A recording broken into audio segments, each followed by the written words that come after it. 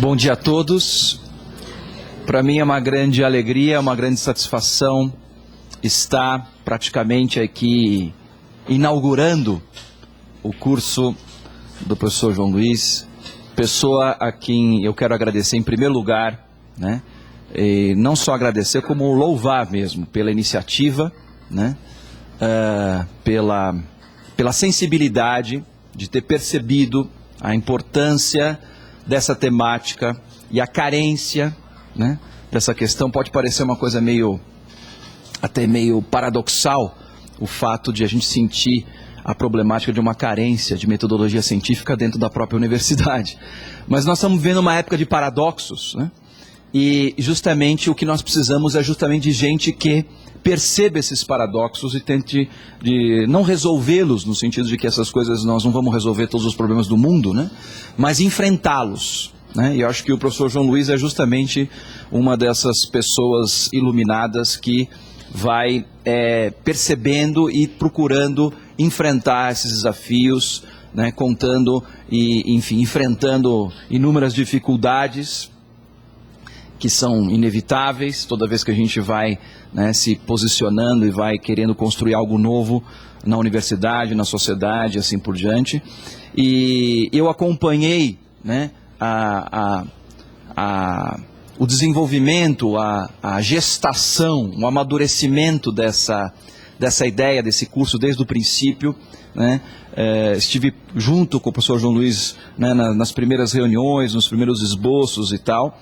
E fico muito contente pelo fato de que está hoje aqui com vocês, dentro desse curso de Metodologia Científica em Ciências da Vida, abordando, né, uma temática que a mim parece, obviamente, essencial, fundamental, e que fico muito contente de ter percebido e de ter visto o quanto que esse sentimento, essa visão a respeito dessa problemática que nós vamos trabalhar aqui hoje, né, da questão das humanidades e da humanização em ciências da vida, né, tenha sido compreendida, né, e ganho a devida importância pelo coordenador deste curso, na perspectiva de que não adianta só pensar de que metodologia científica deva ficar restrita aos aspectos estritamente técnicos, mas que deva ter também uma abordagem filosófica, uma abordagem humanística mais ampla. E esse é um pouco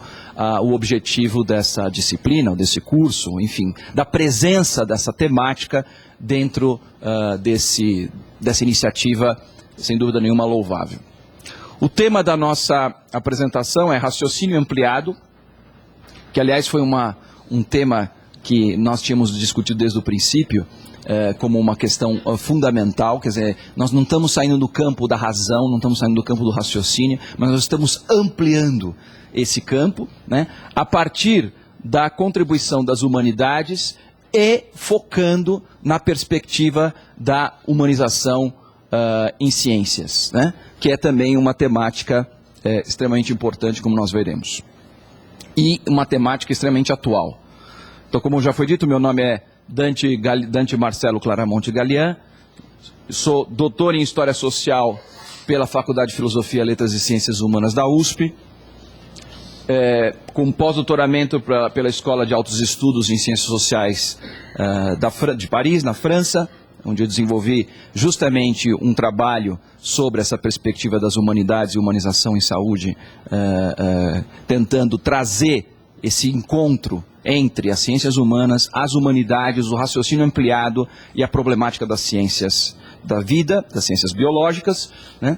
E atuo como docente e diretor do Centro de História e Filosofia das Ciências da Saúde, aqui da Escola Pós de Medicina da Unifesp.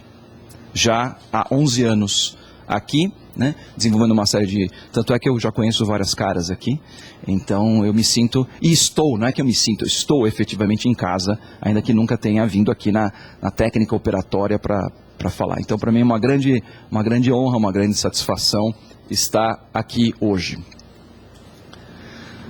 Bem, eu acho que todos vocês conhecem essa imagem, né? E por que eu trago essa imagem aqui hoje? E, na verdade, já vou avisando, quer dizer, que nós vamos raciocinar ampliadamente, né, a partir disso que nós estamos aqui colocando. Historicamente falando, né, nós temos alguns momentos na trajetória da humanidade em que nós enfrentamos certos momentos que eu chamaria de apocalípticos, né? E sem dúvida nenhuma esse é um desses momentos, né? Claro que a ideia do apocalipse, a ideia de tragédias e de cataclismas, né, seja no universo eminentemente religioso, ou seja no universo mais científico, né, mais social, como é o nosso, assim por diante, né, ele teve sempre presente, porém, em alguns momentos, ele tende a ficar um pouco mais marcante. E se a gente fizer uma análise assim muito superficial, muito rápida, em relação àquilo que a cultura, que a mídia, né, que a produção cultural vai nos apresentando nos últimos tempos, a gente vai perceber que o homem contemporâneo, ele apresenta uma certa obsessão pela questão, né, apocalíptica, né? E por que isso, né? Quer dizer, de onde é que vem essa nossa obsessão apocalíptica e, de maneira particular, essa obsessão muito atual em relação a isso? Acho que todos vocês já viram esse filme, quer dizer, eu não vou nem comentar do ponto de vista da qualidade cinematográfica, né, que é muito discutível, né? Mas filmes como esses, né, e outros, né, assim como também do ponto de vista da literatura, da arte e um pouco até do discurso, do imaginário social, né, tem nos trazido frequentemente essa ideia de que nós estaríamos perto do fim, né? Claro, como é que é essa coisa de perto do fim, né? Quer dizer, no caso do filme aí parece que é um problema magmático da Terra que começa a levar a um processo de destruição em cadeia, né? Mas dentro do universo da mídia e da cultura existem outros filmes apocalípticos, né, que vão intermediando, né, causas estritamente naturais, do tipo o cometa que vai bater, né, passando por causas extraterrestres, invasões de alienígenas, assim por diante. Aliás, ultimamente estava vendo um filme, um desenho com os meus filhos, e eu achei genial, porque pela primeira vez no comentário do desenho, o que era uma comédia, uma piada, ele falou assim: por que será que todas as invasões dos extraterrestres começam nos Estados Unidos, de maneira particular em Nova York? É uma boa pergunta, né? Nunca nenhuma invasão começou pelo Ceará, né? Por que sempre em Nova York, né? Então, passando por cima da questão da piada em si, a problemática é que, mais do que efetivamente nos pensar a questão apocalíptica, inclusive depois ligada, e essa de uma forma um pouco mais efetiva, um pouco mais séria, né, de que nós estaríamos, nós mesmos, através do avanço científico e tecnológico, acelerando ou condenando o nosso planeta à nossa própria existência, né? E esse é um ponto muito interessante. Quer dizer, na verdade, quando a gente olha esse tipo de abordagem ficcional, né, as abordagens ficcionais que levam em consideração aspectos no qual nós somos responsáveis pela destruição do nosso próprio planeta são mais convincentes do que aquelas dos ETs e dos cometas, né? De maneira que há um reconhecimento efetivo de que aquilo que nós estamos produzindo, do ponto de vista científico e tecnológico, está nos levando inevitavelmente para a destruição do planeta, tá? E de uma forma muito mais pungente, de uma forma muito mais efetiva, nas últimas décadas, quando, né, toda a problemática relacionada à questão da sustentabilidade, né? A palavra sustentabilidade, a questão do equilíbrio ecológico, que se a gente for parar para pensar historicamente, são palavras muito recentes, são conceitos muito novos dentro do contexto social, dentro do contexto do nosso léxico atual, né? E, ao mesmo tempo, né, toda a questão que leva em consideração a questão da biosustentabilidade, né, e o problema do aquecimento global, né, que é uma ponta do iceberg, né, literalmente, né, o iceberg que já se descolou e vem caminhando e vem, né, se descongelando os polos, assim por diante, provocando também uma ameaça de um cataclisma natural, né, de proporções absurdas e inusitadas. Muito bem. Por detrás disso, né, quer dizer, alguém já diagnosticou também, né, essa quase que uma espécie de um desejo apocalíptico. Vamos fazer aqui uma análise assim um pouco freudiana, e a gente vai perceber, né, que por detrás de toda essa movimentação do ponto de vista da ficção, da mídia, né, do imaginário, há um desejo de que tudo isso acabe logo, o mais rápido possível. De certa forma, na pós-modernidade, na contemporaneidade, isso já vinha sendo, de certa forma, colocado de uma maneira assim um pouco inusitada, principalmente na década de 70, final da década de 70, início da década de 80, com o movimento punk, né? Acho que todos nós aqui já tivemos alguma referência, eu pelo menos estudei com muita gente de punk, né? Agora punk virou moda, naquela época não, era coisa séria, né? O punk não era um banho de loja, né? Era um cara que se manifestava do ponto de vista de uma atitude, justamente, né? E essa atitude foi muito bem traduzida pelo Sid Vicious, que era o vocalista do grupo Sex Pistols, né? Cuja frase era "No future", sem futuro, né? E se a gente for pegar as letras das músicas e as mensagens passadas pelo movimento punk e assim por diante, a gente ia ver que, na verdade, o que se queria já que está tudo estragado mesmo, e já que isso aqui não tem mais solução, então que acabe logo, né? E como você tinha na época um pouco da perspectiva da ameaça ainda, da Guerra Fria e das bombas nucleares, assim por diante, né? Então, nada mais desejável que alguém apertasse logo o botão. Por que, né, manter esse estado de expectativa, essa perspectiva de agonia durante muito tempo? Então, já que não há futuro, então acabemos de uma vez com o presente, né? E a atitude punk era um pouco essa perspectiva que a gente pode considerar um pouco assim deprimente, né?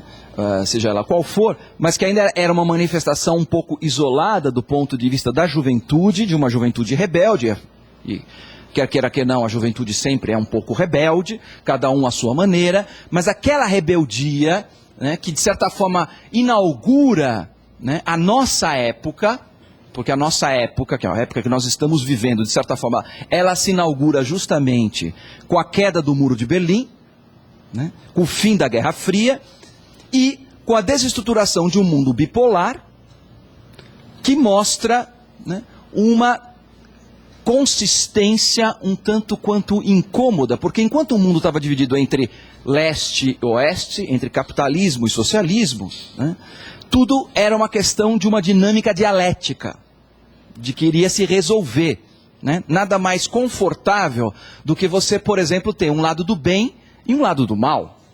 Era só você escolher. E, dependendo do lado em que você estava, do lado de cá ou do lado de lá do muro, né, a visão era no negativo, né? Se você era do lado capitalista, o mal, obviamente, está do outro lado do muro. Se você é socialista, o mal está, obviamente, do outro lado do muro. Quando isso cai, né, e essas diferenças, essa bipolaridade deixa de existir, onde é que está o bem, onde é que está o mal? Certo? A coisa começa a ficar um pouco mais difícil. Tá, fica complicado se eu ficar andando? Não? Tá. Porque eu esqueço que eu estou sendo filmado. Então, na verdade, isso nos colocou dentro de um novo momento na história da humanidade, que é o momento que nós estamos vendo agora, em que as questões do bem e do mal, né, as questões essenciais ou existenciais que perpassam a vida das sociedades, das culturas assim por diante, elas são muito mais complexas. Muito mais complexas. Em certa medida, né, houve ou há ainda uma certa tentativa de imaginar de que nós poderíamos ter uma solução mágica, né? Nós sempre queremos uma solução mágica para essa questão. E, novamente, eu retorno um pouco a uma análise. É sempre muito salutar e muito produtivo a gente olhar as produções do imaginário para a gente entender a cultura e a civilização que os está produzindo e que é a mesma na qual nós vivemos. Vocês perceberam que da década de 90 para cá, né, a temática da mágica, da magia, ela se tornou algo extremamente eloquente e significativa, representativa daquilo que nós somos e pensamos. O fenômeno Harry Potter, né, não é algo assim, simplesmente um modismo. Né? Ele está de moda, mas a gente tem que analisar com cuidado, porque não é simplesmente um modismo. Né? Ou seja, a ideia de que de repente, através de uma magia, de uma transcendência das questões estritamente técnicas e materiais, né?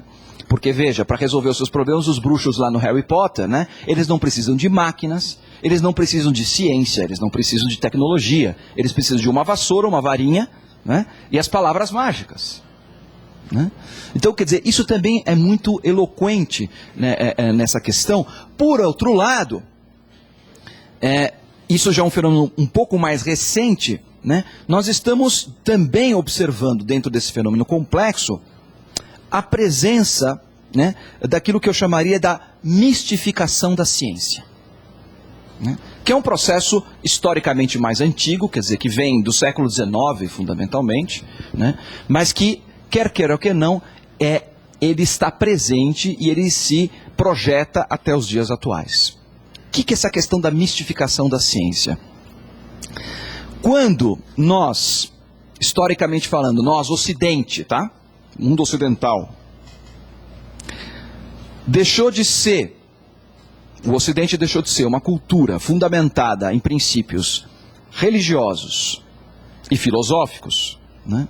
Nós começamos a ver a necessidade de encontrar um outro fundamento, não só para construir a nossa visão de mundo e traduzir a realidade para nós, como também criar uma possibilidade de salvação.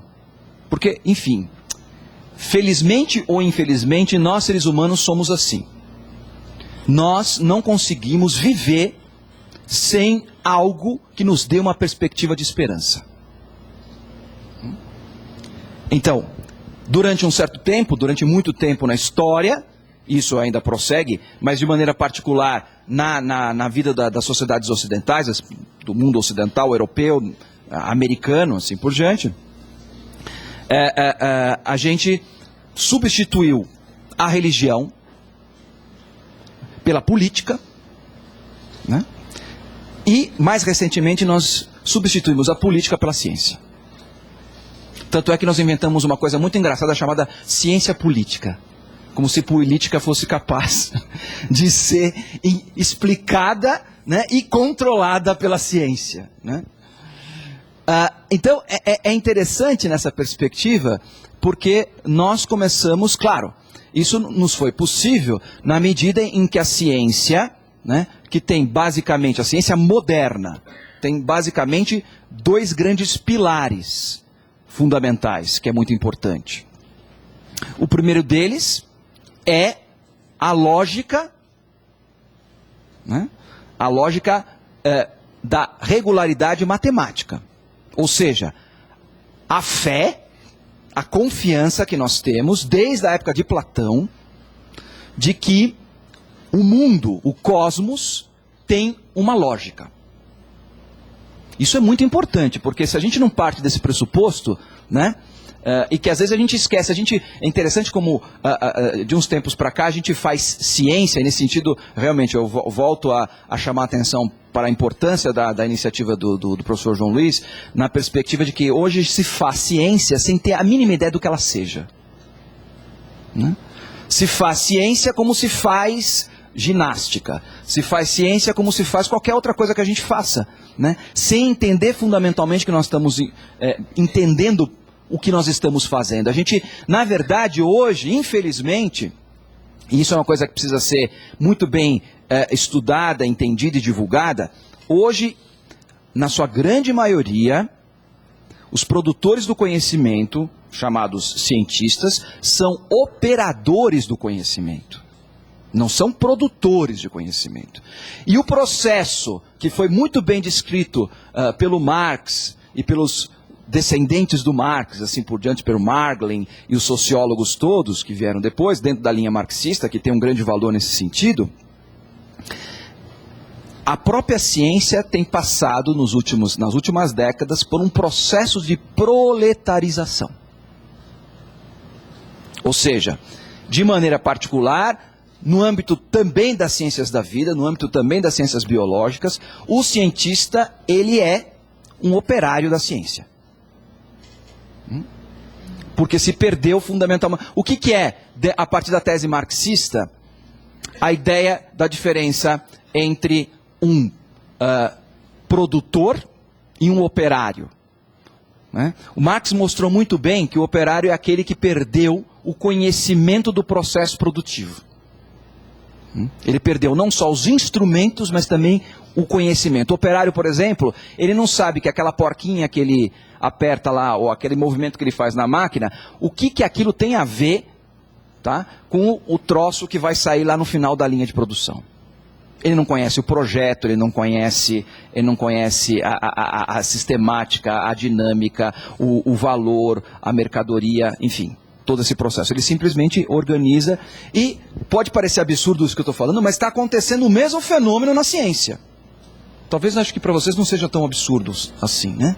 Quer dizer, porque a gente vivencia isso muitas vezes na prática. Pois bem, isso se dá em função fundamentalmente que nós perdemos o conhecimento, ou melhor, quais são os fundamentos da ciência. A ciência não é uma coisa que chegou do espaço, certo? Ela não é um conhecimento, digamos assim, que eu poderia chamar ontológico, de que sempre existiu. Ela tem base, ela tem fundamento histórico.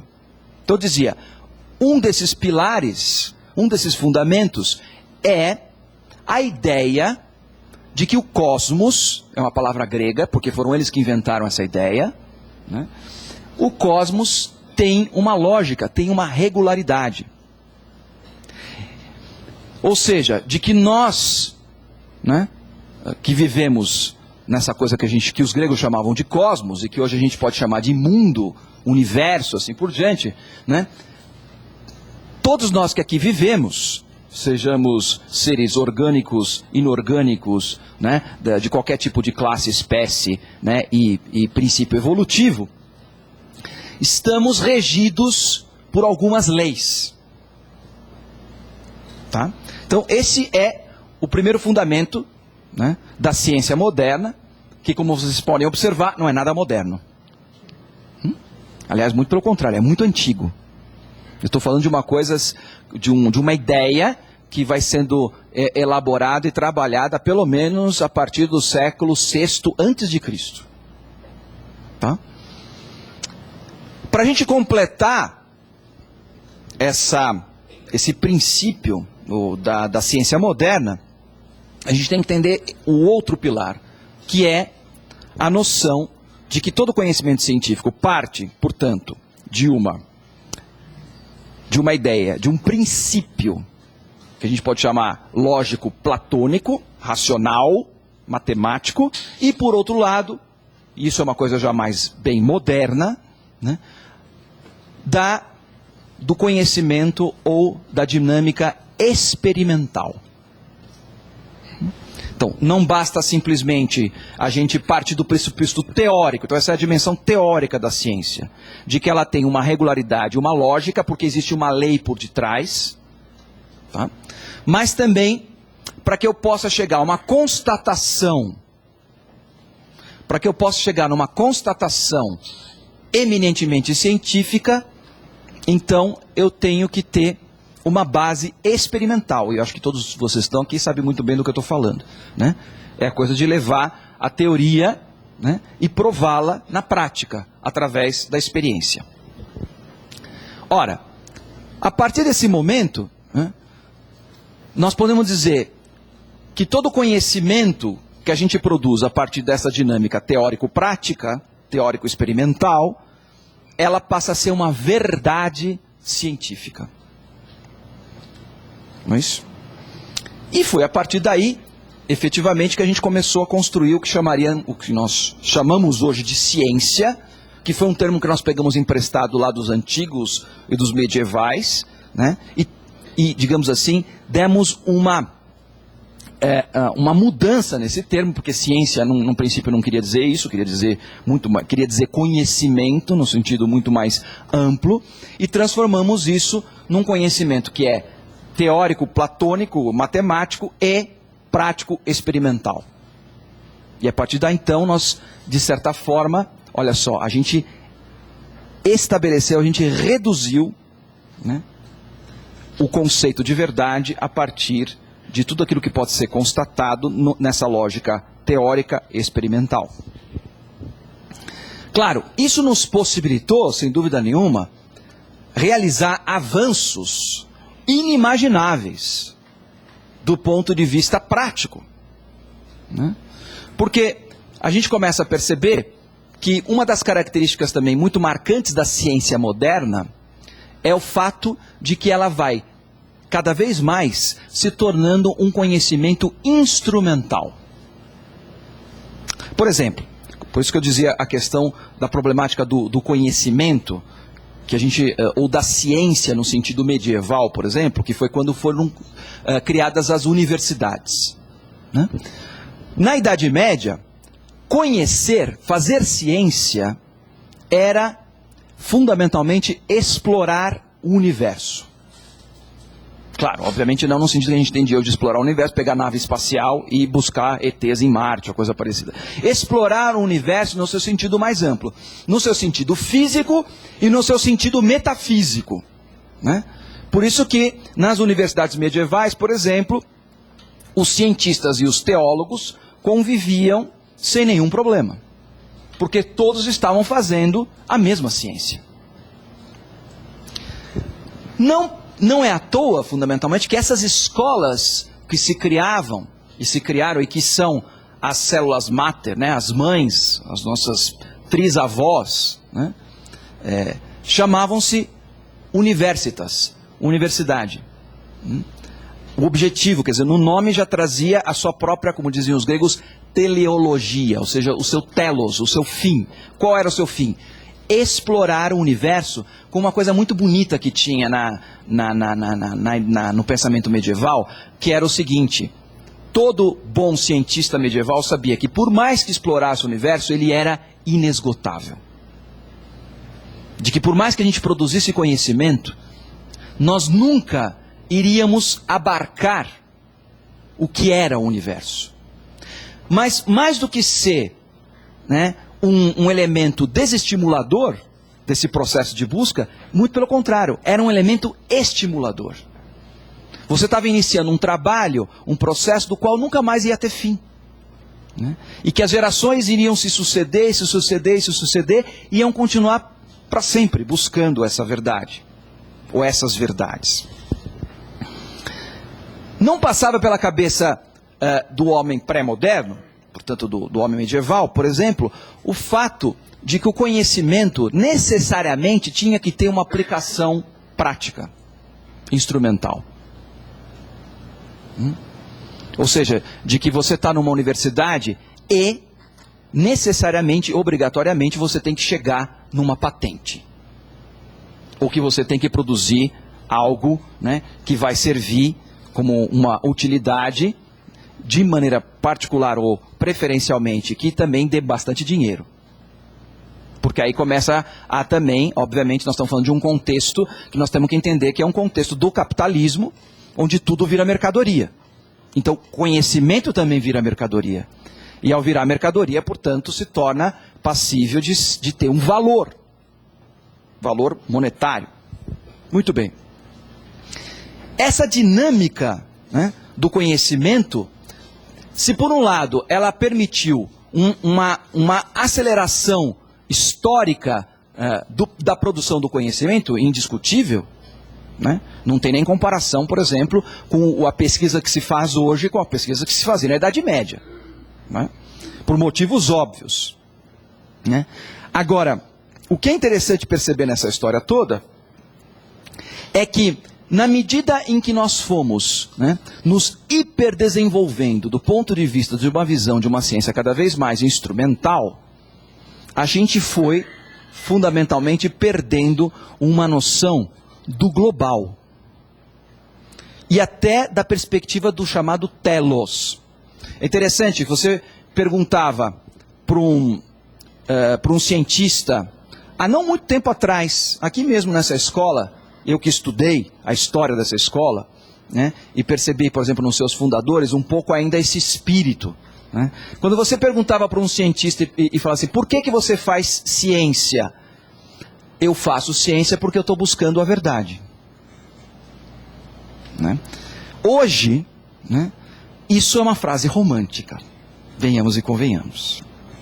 Ninguém faz ciência porque está buscando a verdade, ou pelo menos, talvez as novas vocações, quando elas entram na universidade, quando elas buscam a universidade, elas ainda têm aquela ideia um pouco de que vem da escola, quando viu o Galileu Galilei, né, que viu aqueles grandes cientistas da época do Renascimento e se inspiram. Da mesma forma, por exemplo, que a gente escolhe fazer medicina porque a gente quer ajudar o próximo. Olha só que coisa mais... é romântica, né? Mais bobinha. Quero ajudar o próximo, né? Quero curar as pessoas, quero cuidar das pessoas. Depois, quando você entra na universidade, você percebe que isso não existe. Que não é para isso que você faz medicina, nem para que você faz ciência. E aí, nessa perspectiva, né, o que acaba acontecendo é aquilo que Santo Agostinho, por exemplo, genialmente percebeu na relação, até do ponto de vista terminológico, a relação entre ciência e tristícia. Quando ele dizia, uma ciência que não se compromete fundamentalmente com a verdade, com o tal do raciocínio ampliado, ela se torna um caminho para a tristeza. Talvez, isso é uma tese, mas obviamente acredito muito nela. Mas como aqui na universidade eu não posso, tenho que sempre colocar em termos de tese, né, porque eu não tenho nenhuma comprovação. Talvez, aquilo que eu colocava no princípio, né, de que a gente passa por uma perspectiva de uma certa obsessão pelo fim, né? Essa nossa angústia apocalíptica, né, esteja muito relacionada fundamentalmente com uma patologia, né, uma patologia que eu poderia chamar de global, porque hoje tudo é global, né, uma patologia própria do nosso tempo, aquilo que eu costumo chamar efetivamente no meu projeto de pesquisa de uma patologia da modernidade, né, e que está muito identificada sintomaticamente com essa questão da tristeza. Não é à toa que, epidemiologicamente falando, né, as doenças mais prevalentes são justamente as depressões, os distúrbios psíquicos, né, que já não são mais doenças das pessoas, né, na verdade, se trata de doenças de uma geração, né, de uma civilização, né? Nesse sentido, né, a busca por um escape, nem que seja um cometa que bata na Terra, né, que nos livre dessa angústia, né, muitas vezes é bem claro que tudo isso é um processo inconsciente. Ninguém vai dizer conscientemente, né, que quer que o mundo acabe, né, mas inconscientemente está dizendo a todo momento, né, e a arte, né, as humanidades, né, muitas vezes, a expressão artística, o imaginário, é justamente aquilo que diz, muitas vezes, o que o nosso consciente, a nossa razão, efetivamente não quer reconhecer e dizer. O que eu estou querendo dizer, em última análise, é que nós estamos vivendo um momento histórico em que abordar a problemática da ciência não pode ficar simplesmente numa discussão de âmbito técnico. Ou seja, de se pensar que a discussão da ciência tem que ser na perspectiva de um maior e maior aperfeiçoamento dela mesma. A impressão que nos dá é que quanto mais a gente aperfeiçoa, quanto mais a gente se torna uma mentalidade mais científica e técnica, né, mais nós vamos nos enfiando no buraco. Veja, eu não estou fazendo aqui, né, uma espécie assim de profecia anticientífica. Senão eu não estaria aqui na universidade. Não é isso. Não se trata de fazer a crítica, né, a crítica destrutiva da ciência, né, ou colocar tudo dentro do mesmo pacote, né, e estourar. Né? Não se trata disso. Se trata fundamentalmente de se fazer uma crítica salutar na perspectiva científica, no sentido de identificar as suas tendências particulares históricas que se apresentam como tendências, no momento atual, que eu chamaria de patológicas. Patológicas porque vai justamente negando os seus próprios princípios, né, e o seu compromisso fundamental, que é o benefício da humanidade. É óbvio que no discurso do cientista e da ciência continua havendo isso. Nós estamos trabalhando, né, pelo bem da humanidade, né, para tentar resolver os problemas. Mas como já algum filósofo do século XX, o Ortega y Gasset, colocava, ele diz assim: grande parte dos problemas da ciência, a ciência tenta resolver os problemas que ela mesma criou. Então, é preciso fazer um raciocínio ampliado, né, para se começar a pensar nessa perspectiva da ciência em outra dimensão. Né? Quer dizer, e aí, obviamente que a gente liga com toda essa discussão também muito atual e muito importante, que é toda a problemática da ética. Né?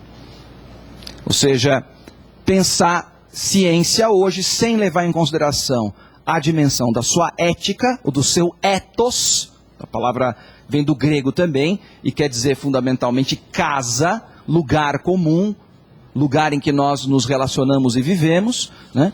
E, em certo sentido, é perceber de que nós estamos percebendo que não vale a pena fazer ciência por ciência. Não vale a pena fazer, né, a técnica pela técnica, né, o desenvolvimento pelo desenvolvimento. Né?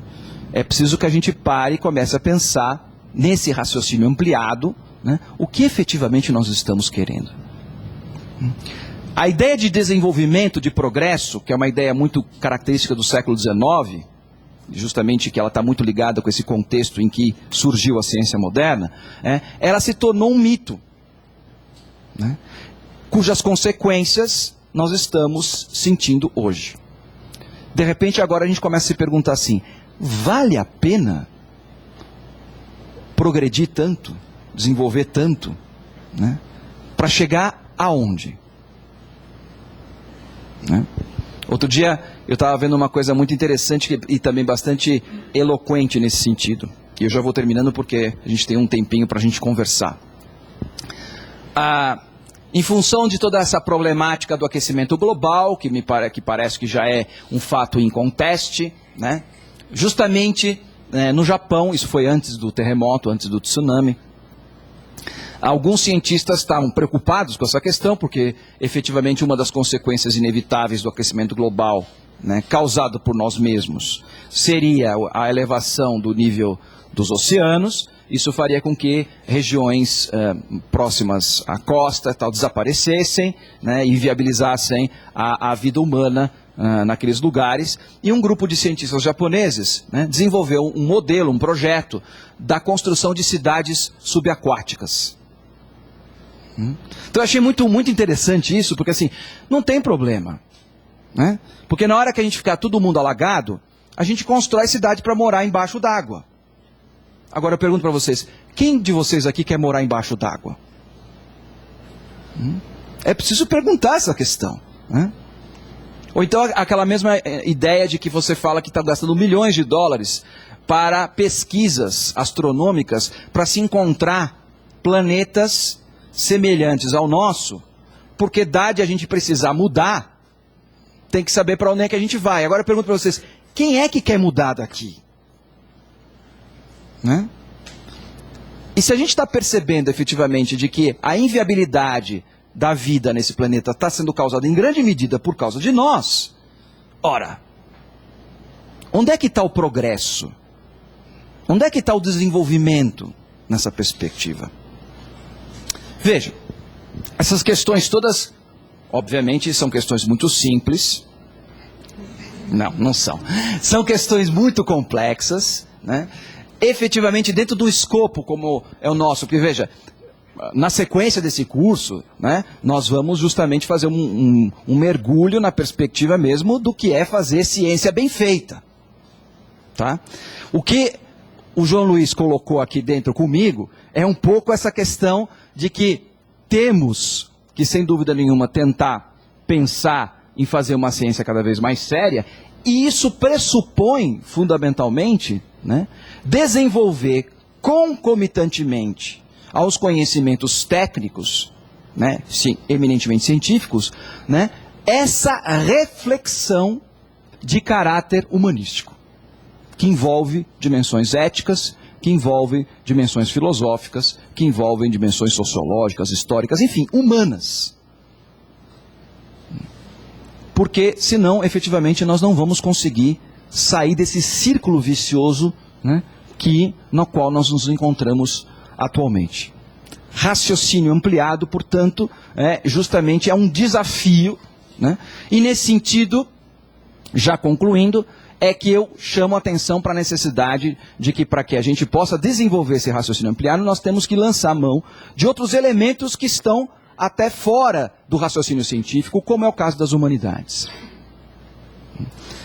Para mim, é ponto pacífico, fundamental, de que formação científica hoje tem que andar colada, de braço dado, namoradinho, né, com a formação humanística. E formação humanística é literatura, artes, filosofia e história. Né? Eu acho que nós estamos aqui trabalhando na perspectiva de uma visão de futuro.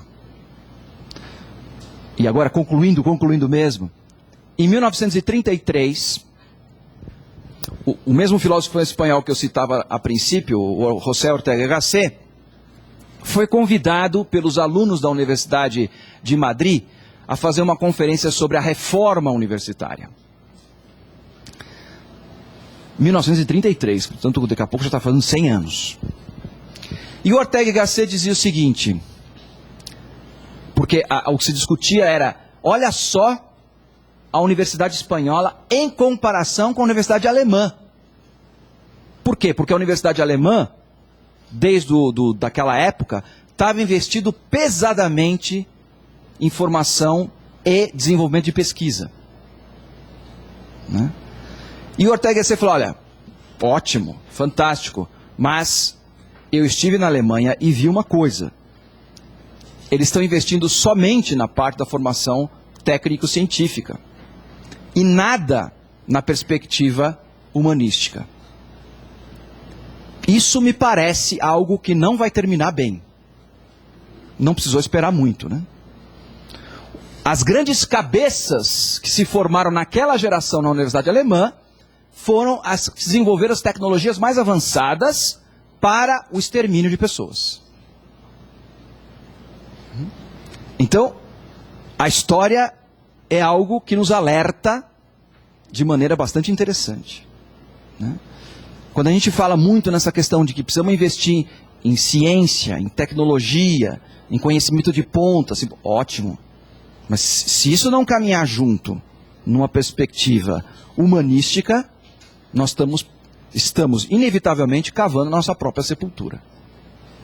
E agora que nós vivemos num mundo global, né, infelizmente, quanto mais a gente cava a nossa sepultura, mais a gente leva a gente junto. Então é preciso muita atenção para essa questão. As humanidades, portanto, se apresentam como um elemento não mais complementar, como um elemento essencial para esse desafio que é o desenvolvimento do raciocínio ampliado e para o desenvolvimento de uma ciência que esteja comprometida com o ser humano e não com a ideia de progresso, de evolução, de técnica e principalmente de dinheiro. É isso. Vamos ver agora se temos perguntas, não é isso? Questões, inquietações, angústias.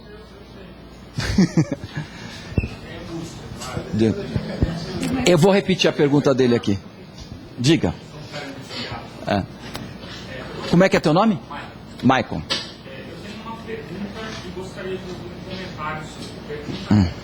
Da perspectiva de que nós temos que ter na ciência, na inclusão de humanidades,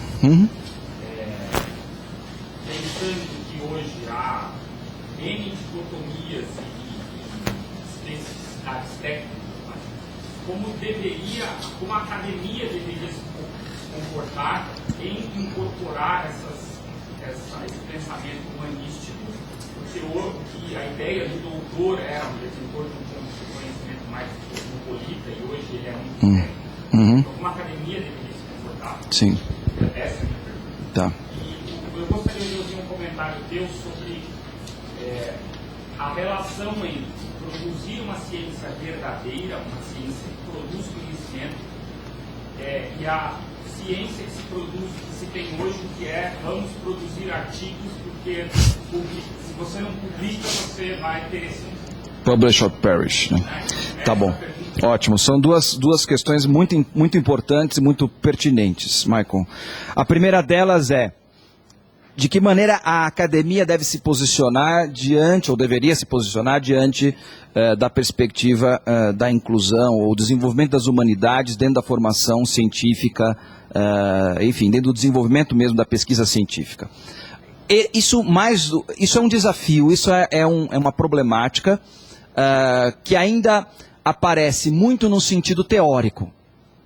Por exemplo, dentro da discussão, acho que muitos dos que aqui estão talvez sejam médicos e acompanhem e saibam, por exemplo, toda a discussão que vai em torno das famosas reformas curriculares, nas diretrizes curriculares da formação na área da saúde, na formação do médico, assim por diante, em que a palavra-chave é a questão do humanismo, da humanização, né? O problema é que me parece que a abordagem que está sendo colocada é profundamente equivocada. Então, quer dizer, a academia já sentiu que há essa necessidade. O problema é que nós não temos ainda, efetivamente, por quê? Porque a nossa geração, a geração que fez a universidade, que está fazendo a universidade, assim por diante, ela já foi formada na perspectiva de que o desafio da universidade é pesquisa científica de ponta. Então o que acontece? Formação humanística, né, foi uma coisa que foi absolutamente deixada de lado. E não só no nível universitário, porque, claro, as escolhas que se faz no âmbito da política universitária acabam se refletindo no âmbito da política educacional como um todo. De maneira que essa carência humanística se reflete também em toda a dimensão da educação, desde o ensino fundamental, passando pelo ensino médio e chegando, obviamente, no ensino superior. Mas me parece que a percepção, né, dessa problemática da desumanização dentro da universidade, dentro da ciência, né, é algo que já começa a incomodar. A academia, como toda instituição, né, que tem toda a sua estrutura ligada numa perspectiva político-burocrática, ela é algo onde a gente sente uma grande dificuldade de renovação. Tá? Então, na verdade, nós estamos passando por um momento de grande conflito nesse aspecto, né? Do plano do discurso, um reconhecimento de que tenha que ser incorporada essa formação humanística, assim por diante. É até uma boa vontade, né, por parte disso. Por outro lado, né, uma pobreza do ponto de vista conceitual, do ponto de vista do conhecimento mesmo, do que deveria ser, o que é humanismo, o que são humanidades. Eu agora mesmo justamente estou trabalhando num artigo, que eu vou publicar agora daqui a pouco, onde eu estou discutindo exatamente isso. Humanismos, humanidades e humanização. Problematização de conceitos e práticas em saúde no Brasil. Se fala muito de humanismo, de humanidades, de humanização, mas, na verdade, as pessoas não sabem do que estão falando. É bonito falar, mas na prática, né? Então eu acho assim, o fato de que essas questões estejam sendo discutidas já é um bom começo. O fato de eu estar aqui hoje, né, apesar de todas as dificuldades, né, João? Né, de todas as lutas, mas o fato de eu estar aqui hoje falando desse assunto com vocês e colocando essa questão já mostra, efetivamente, de que há um movimento. A coisa está começando a se movimentar. Quando que ela vai efetivamente, ainda é um movimento que eu poderia chamar de subversivo. Né? É um movimento subversivo, é um movimento heterodoxo, né? É um movimento assim, bastante ainda marginalizado ou marginal, mas a tendência é que isso vá penetrando cada vez mais, né, dentro desse contexto. Né? Então eu acho que é uma questão de tempo. É uma questão de tempo e a gente vai... eu não estou falando que fazendo romantismo, né? We are the world, né? Daqui a pouco nós vamos estar todo mundo bem e dando as mãos não, eu sei que é uma questão conflituosa, eu acho que os conflitos vão continuar, enquanto houver seres humanos vai haver conflito, não tem dúvida. Então, mas há um movimento nesse sentido, né? Um movimento que eu acho que é irresistível nessa perspectiva. E em algum momento esse movimento vai ter que se enfrentar com essa questão que você acaba de falar do publish or perish. Né? Todos nós estamos inseridos nessa questão, todos nós vivenciamos isso na carne, né? E fazendo um exame de consciência a gente percebe o seguinte: para a gente atingir a tal da pontuação que a gente precisa nas revistas de impacto assim por diante, tá? A gente sabe, e todo mundo sabe, de que a questão da qualidade está comprometida. Mas mesmo assim a gente continua fazendo, porque se a gente não fizer, nós estamos fora do esquema. O grande desafio também não adianta você fazer greve. Não vou publicar artigo. Né? Ou então até poderia ser uma ideia interessante, chamar todos os pesquisadores e falar assim, vão deixar de publicar artigo durante 1 ano. Né? É um movimento suicida. Tá? É um movimento suicida. Então, na verdade, o grande desafio é um pouco aprender com os revolucionários bolcheviques, né, que diziam o seguinte, que a gente tem que entrar dentro da sociedade para transformá-la por dentro. Né? Então, de certa forma, é você aceitar o desafio e falar assim, bom, como é que eu equilibro quantidade com qualidade? Nós estamos dando os primeiros passos nisso. Diga, depois, lá.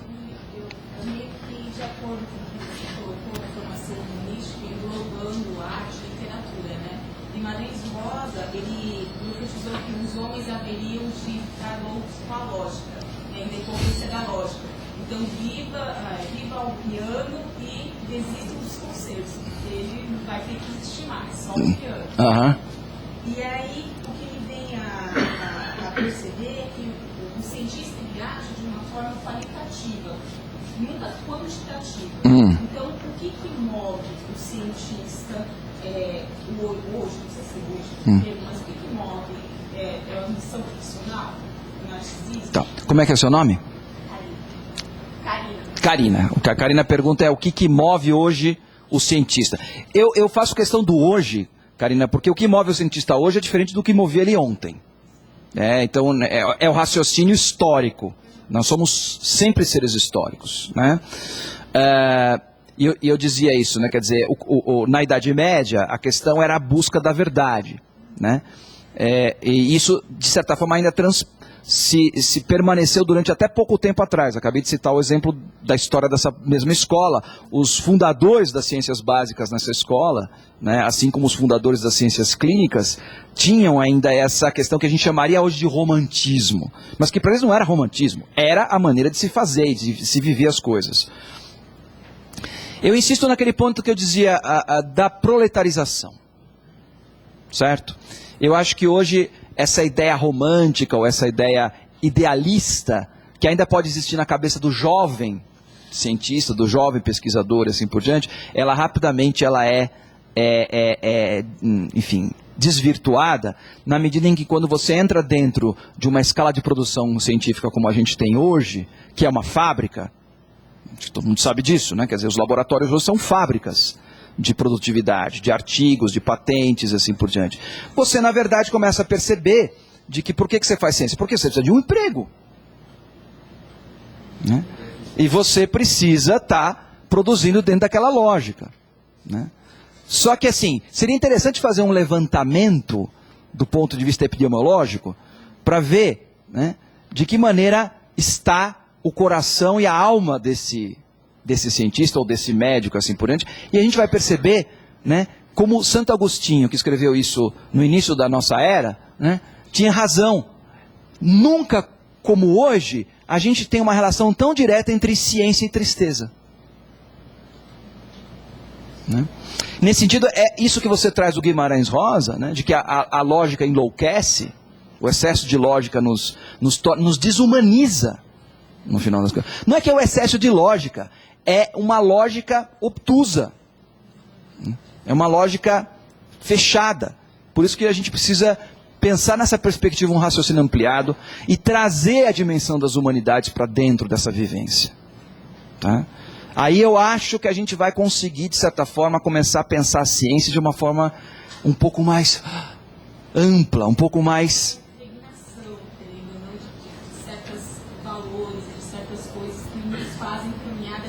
Isso, isso. Essa limpeza ainda talvez seja o início, né, de limpar esse ambiente e pensar de forma mais ampliada. Isso. Mas é muito em você, em cada um. É.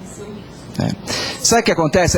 Essas questões elas estão se apresentando de uma maneira muito particular na ciência hoje, porque o processo de proletarização que se iniciou na produção industrial no século XIX, ele chegou recentemente ao âmbito científico. Tá? Ele passou num primeiro momento, agora muito recentemente, quer dizer, no final da segunda metade do século XX, quem se proletarizou foi o médico. Né? Porque até a metade do século XX o médico era um profissional liberal. Agora ele deixou de ser um profissional liberal para passar a ser um operário da saúde. Né? Um trabalhador da saúde. Né? E o cientista está passando exatamente pela mesma processo mais recentemente, e não sei se vocês viram, efetivamente há pouco tempo atrás, a FAPESP mesmo divulgou a invenção de robôs que fazem ciência. Tá? Então, se os robôs forem fazer ciência, para que a gente precisa de cientista? Né? Só um instantinho que tinha uma outra pessoa que tinha levantado a mão, já diga. Primeiro, a minha visão de ciência, eu entendo em 3 momentos. O primeiro momento é aquela visão iluminista, né? Me lembro muito bem quando era criança, que nós tínhamos as enciclopédias, onde tentava-se acumular todo o conhecimento numa sequência de livros.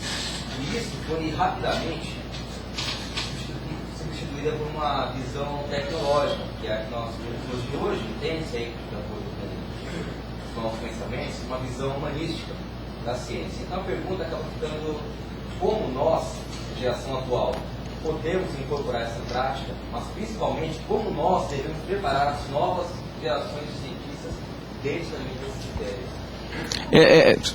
Excelente a tua pergunta. Como preparar a nova geração de cientistas? Quer dizer, em primeiro lugar, eu acho que a gente tem que reagir um pouco a essa ideia de proletarização da formação e da prática do cientista.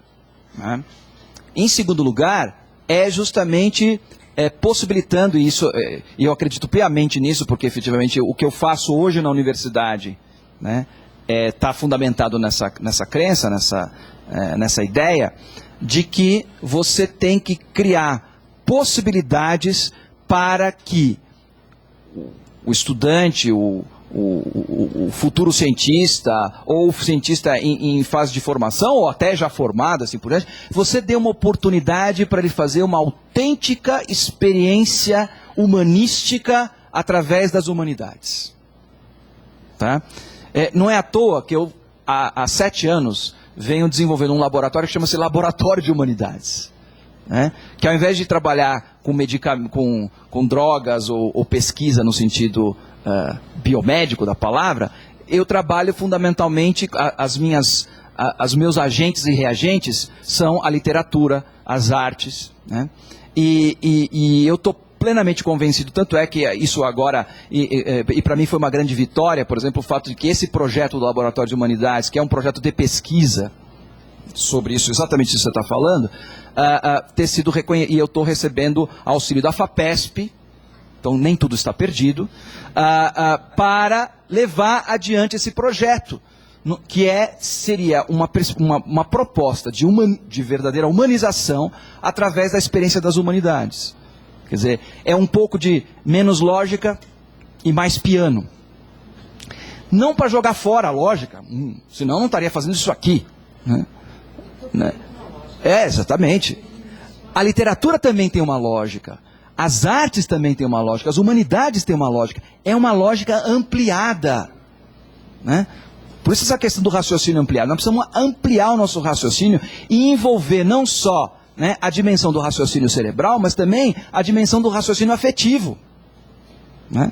Então, aí entra uma questão de que a formação não deve se especificar, não deve se limitar a uma formação da cabeça, mas é também uma formação do coração. Porque nós somos feitos de mente e sentimentos e coração. E o problema é que essa dimensão do coração sumiu da dimensão da perspectiva da formação e da universidade. Nós precisamos resgatar. Inclusive, bem colocar essa questão da mente e coração, porque hoje, como nós estamos num mundo, numa sociedade cada vez mais competitiva, ou seja, o cara vai pegar todo aquele conteúdo e já vai começar a testar. Ou seja, você prepara o aluno apenas ao produto final. Isso. Você não vai formar ele enquanto cidadão. E veja, e atuante em sociedade. Exatamente. E mesmo na perspectiva um pouco da formação, da suposta formação humanística, o que você faz? Você ensina literatura para ele, olha que bonito, né? Literatura. Só que ao invés dele fazer a autêntica experiência estética daquilo lá, o que ele faz? Ele tem que identificar os personagens, ele tem que dizer que aquela obra é do romantismo, do realismo ou do simbolismo, né? E aquela relação dele com a obra fica totalmente esterilizada. Não sei se vocês já assistiram aqui um filme interessante, chama-se A Sociedade dos Poetas Mortos. Né? Você lembra daquela cena do gráfico? Né? Que fala assim, para identificar se a poesia é boa ou não, né? Então tem o gráfico, então você põe lá Yeats, Shakespeare estaria lá em cima, Yeats estaria aqui não sei o que lá, né? Aí ele pega e fala assim, arranca a página do livro, porque literatura não é isso. Então nós conseguimos inclusive tecnificar a formação humanística. Quer dizer, o resgate das humanidades passa fundamentalmente por propiciar a possibilidade das pessoas fazerem a experiência. A experiência que envolve a dimensão do afetivo, do intelectivo e do volitivo. Ou seja, de que a gente se envolva no processo educativo, não só com a nossa cabeça, mas também com o nosso coração e com a nossa vontade. Senão, não tem jeito. Só estou preocupado com o horário. Posso... Vamos... Quem tinha levantado? Você... Ih, meu Deus do céu, peraí, agora, depois a gente vai, talvez num outro momento, né, Luiz, porque também a gente vai... É o maestro desse momento. Tá bom, então vamos, se vocês puderem ser o mais breve possíveis nas perguntas, porque eu também tenho um outro compromisso daqui a pouco, senão a gente ficaria aqui até amanhã, mas vamos lá, você e você, diga, e aí encerramos, tá? Eu sou médica. Uhum.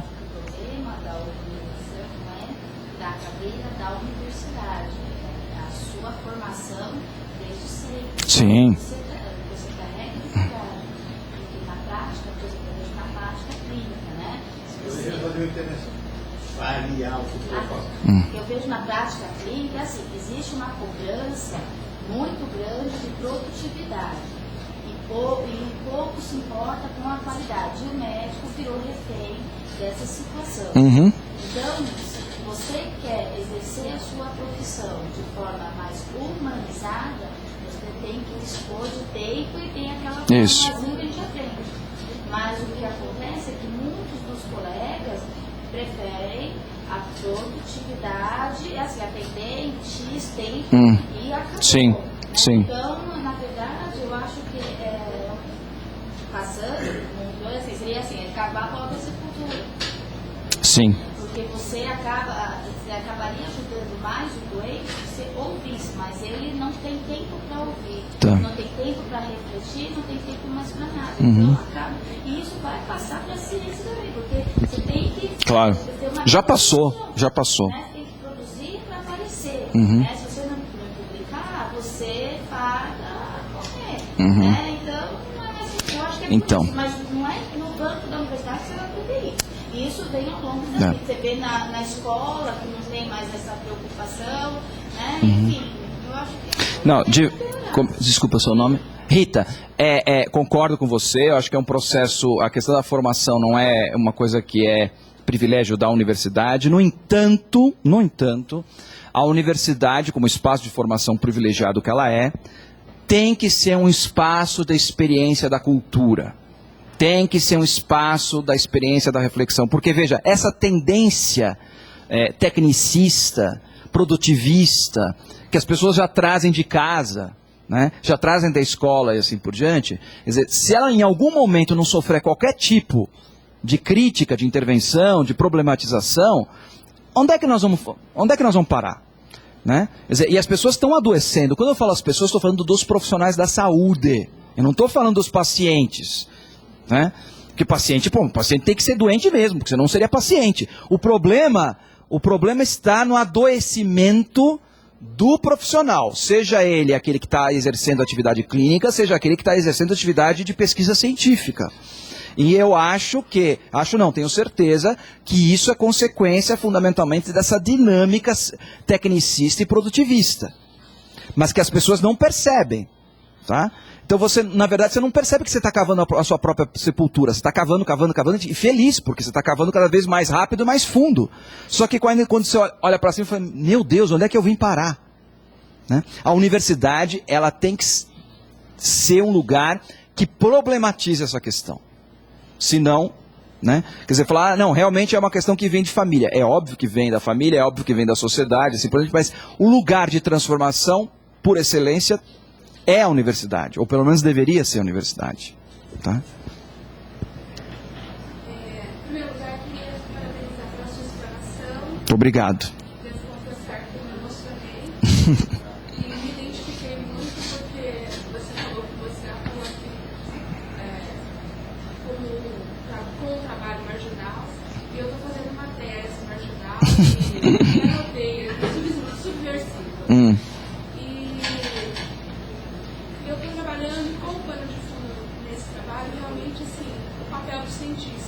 E a função social da pesquisa. E quando você citou, no meio da sua explanação, a questão do nosso planeta chegar ao caos, e nós termos a possibilidade de morar embaixo da água, ou termos a possibilidade de ir para outro planeta, essa seria a pesquisa pela pesquisa. Eu tive, nesse percurso de tese, de aproximação com muitos pesquisadores aqui da Unifesp e de outras universidades, feito essa pergunta, e eu sinto uma resistência muito grande na resposta. Então, a minha pergunta para você é, se eu acredito, ou se eu estou em cima de teorias que acreditam que o pesquisador e o cientista tem uma responsabilidade, sim, com a sociedade. E talvez fosse mais interessante, vou usar essa palavra, interessante, ele discutir, problematizar, encontrar respostas para situações imminentes do nosso desenvolvimento, saneamento, saúde, educação, Uhum. normalização de situações Uhum. necessárias. Uhum. E se ele deverá ou não construir vida em outro planeta, eu estou fazendo um paralelo, a maior parte das respostas vem de que ele precisa saber se há vida e condição de vida em outro planeta. Uhum. Que aqui realmente assim, eu entendi bem o que você quis dizer. Parece Sim. que é um serviço de proletariado, ele tem que desenvolver técnicas para melhoria do desenvolvimento do seu país, ou da sua nação, ou do seu próximo. Uhum. Eu queria saber como é que esse é um serviço de proletariado? Esse é o papel? O cientista está se enxergando dessa forma quando diz que ele tem que realmente produzir para a melhoria da qualidade da sua vida aqui, agora, e não... Veja, a sua pergunta é efetivamente em que medida o cientista, porque quando eu falo do processo de proletarização, eu estou falando do processo de alienação, que está profundamente ligado a esse processo de proletarização. E aí eu acho que, traduzindo um pouco a tua pergunta, será que o cientista é um alienado? É isso? Eu, te dizendo assim com maior tranquilidade, ele é sim. Infelizmente hoje, né? Quer dizer, se você pensar dentro por exemplo, um cientista, um professor, doutor, livre docente, titular. Títulos, minha filha, são títulos. A questão fundamentalmente na perspectiva de que o que é que nos deixa mais ou menos alienados? A nossa capacidade de reflexão. Reflexão. Então, hoje em dia a gente tem, infelizmente, uma massa de produção de conhecimento, de ciência, assim por diante, absolutamente não reflexiva. Porque se a gente começar a fazer uma reflexão profunda e séria a respeito das questões, eu não estou dizendo que existe uma resposta para tudo, mas veja, quando você fala assim, bom, o que eu deveria estar fazendo? Né? Fazendo pesquisa para procurar vida em outro planeta ou tal, e deixar que isso aqui se exploda, ou então me dedicar a uma melhoria de qualidade de vida aqui, isso pressupõe que efetivamente uma escolha. Tá? Uma escolha que tem o seu custo. Né? Agora, que tem que estar fundamentada, toda escolha tem que estar fundamentada numa decisão, e essa decisão, por sua vez, tem que passar por um processo de reflexão. O que está difícil hoje é a gente encontrar espaço, tempo e condições para, não só para refletir, mas para aprender a refletir. E a universidade, que devia ser o espaço privilegiado da reflexão, infelizmente, hoje é o espaço da alienação. Então precisa se romper com essa questão. Então pronto. Mas há esperanças, porque... Claro, se não tivesse esperança, eu não estaria aqui hoje. O presidente da CAPES fez uma publicação dizendo de pontuações diferentes para teses com relação à inovação e ao papel da pesquisa. Muito obrigada. Nada, imagina. Eu queria fazer um comentário e uma pergunta Aham. a respeito da indústria farmacêutica. Eu vou pedir uma coisa, cara. Eu queria só a empresa de se identificar. Isso. Seu nome? Linda. Linda. Jennifer. Eu sou a Jennifer. É. Eu estou me formando em farmácia bioquímica. Uhum. E assim, tem muita essa utopia de medicamentos novos a serem lançados. Só que a indústria, ela só visa o lucro financeiro. E o farmacêutico, ele fica meio submetido a isso. Sim. Eles não querem um fármaco que cure uma doença. Eles querem um fármaco que tenha tratamento para a doença. Ou seja, o usuário do medicamento, ele vai ficar usando a longo prazo e eles vão ficar Claro. lucrando com isso. Uhum. E o farmacêutico está fazendo uma função humanizada, que seria, no caso, curar Uhum. a doença. Sim. Ele está sendo submetido ao que a indústria deseja por parte dele. Uhum. Como seria um caso de mudar essa visão da indústria? Como o farmacêutico poderia fazer isso sem os grandes patrocinadores, né, no caso? Olha. Então.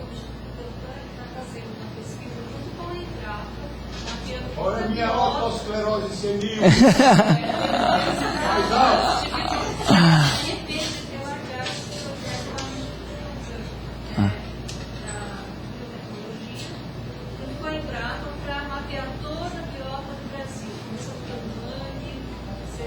retirada dos fatos de interesse São financiados pelo governo, né?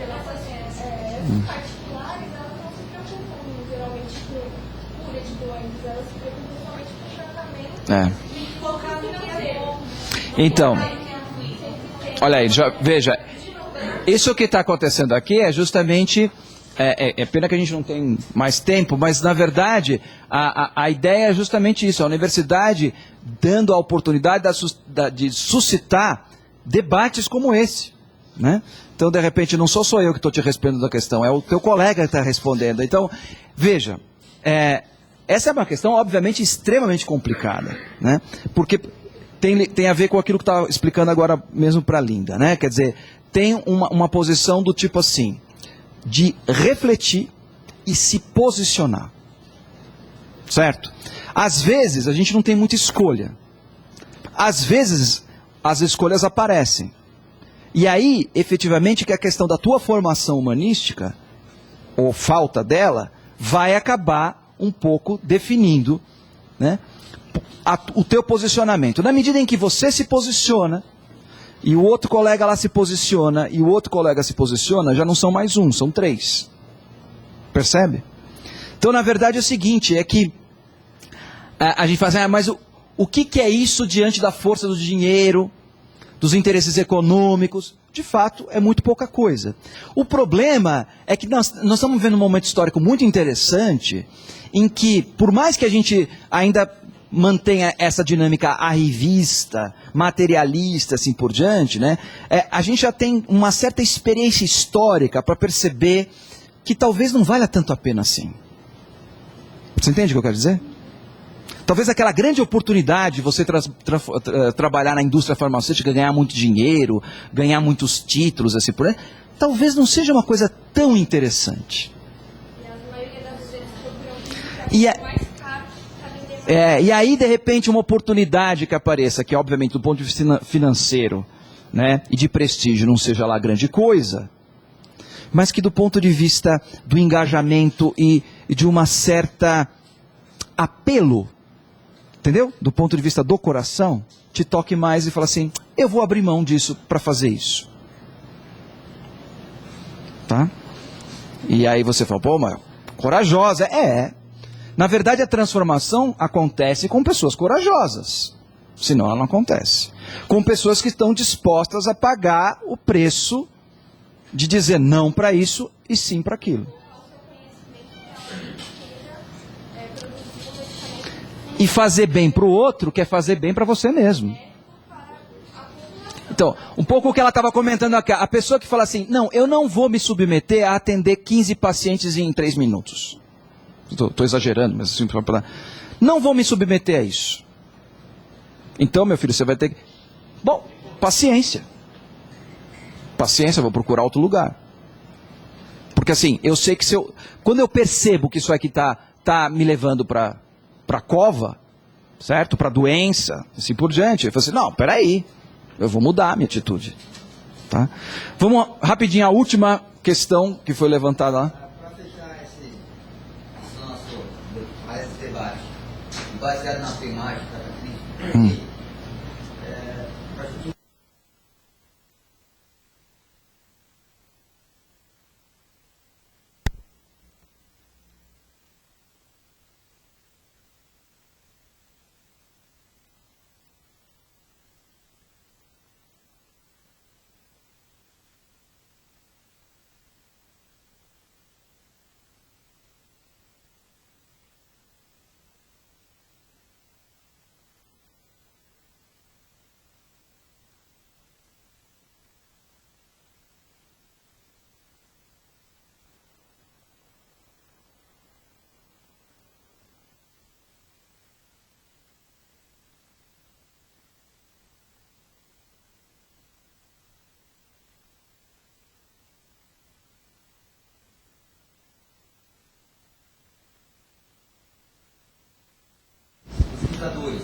Não estamos nos focando apenas em apagar o incêndio agora, hoje. É uma coisa para a gente parar e pensar. Será que a gente não está somente olhando para o próprio umbigo? Ah, mas não há dúvida. Veja, na verdade a questão é a seguinte, né? Eu não acredito que a ideia... Primeiro assim, a ideia do Apocalipse, claro, ela é uma ideia fundamental e muito clara e muito importante dentro do contexto da civilização, dentro do cristianismo, como você mesmo colocou, mas não só. Né? Não só. Por exemplo, a ideia apocalíptica do ano de 2012, por exemplo, não é cristã. Né? Não, deixa eu só terminar. Então, quer dizer, na verdade, e o que eu estou dizendo isso não tem a ver fundamentalmente com um apocalipse religioso. Na verdade, ele é muito mais um sintoma patológico. E ao mesmo tempo indica, como todo sintoma indica efetivamente, algum problema. E o problema é o seguinte, de fato, de tanto olhar para o nosso próprio umbigo, como você mesmo colocou, né, efetivamente nós somos deixando de olhar para o problema dos outros, ou para o problema do mundo. Né? E agora nós estamos sofrendo a consequência. E a consequência a gente sofre no nosso próprio umbigo. No nosso próprio umbigo, na perspectiva justamente daquilo que eu chamava de uma epidemia de depressão ou de tristeza coletiva, né? É muito sintomática desse momento. Então veja, não acredito que seja por uma releitura de uma perspectiva religiosa, até porque nós cortamos com isso já há muito tempo, do âmbito da cultura. Né? Nós somos uma cultura já profundamente laicizada. Né? A questão está na perspectiva efetivamente de que nós fomos produzindo, nós fomos cavando nosso próprio buraco e fomos nos enterrando nele. E agora a gente está vendo que voltar lá para cima é muito difícil. Então é mais fácil que alguém jogue a pá na nossa cabeça. Né? É mais ou menos nesse sentido que eu acho que se faz a leitura da perspectiva apocalíptica. Tá. Gente, eu agradeço muito. Foi uma ótima final de manhã, né? E eu fico muito contente com a nossa conversa de hoje. Espero que vocês tenham gostado e espero que a gente volte a se encontrar, né, mais para adiante, né? E que vocês tenham um ótimo curso, tá? E que seja muito proveitoso. Até logo.